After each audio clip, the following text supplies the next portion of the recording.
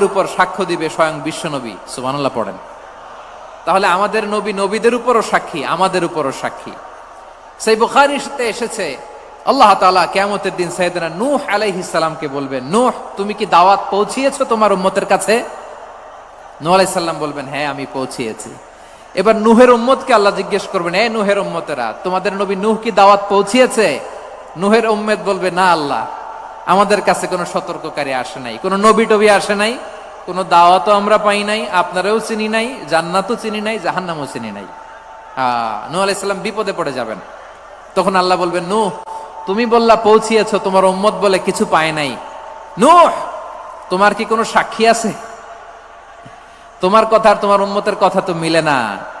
তুমি বললা তুমি আমার নির্দেশনা দাওয়াত পৌঁছে দিয়েছো, কিন্তু তোমার উম্মত বলে পায় নাই। নূহ তোমার পক্ষে কোনো সাক্ষী আছে? নূহ আলাইহিস সালাম বলবেন, আছে। কে? উম্মতে মুহাম্মাদী। তখন আমরা বলবো, আল্লাহ, আল্লাহর নবী নূহ আলাইহিস সালাম তিনি আপনি যা যা বলেছেন ঠিক তা তা তার উম্মতের কাছে পৌঁছে দিয়েছে। এবার নূহের উম্মতের সাথে আমাদের ঝগড়া লাগবে। তারা বলবে, তোমরা আসছো আমাদের হাজার হাজার বছর পরে, তোমরা কি করে জানলা? তোমাদের সাক্ষী ধর্তব্য হবে না। আমরা তখন বলবো, আমাদের কোরআনে তোমাদের নবীর নামে আল্লাহ তাআলা একটা সূরা নাজিল করেছেন, সূরাতে নূহ। আওয়াজ করে পড়েন আল্লাহু আকবার।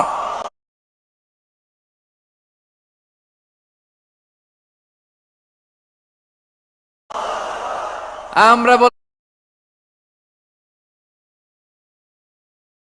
আমাদের কোরআনে তোমাদের নবীর কথা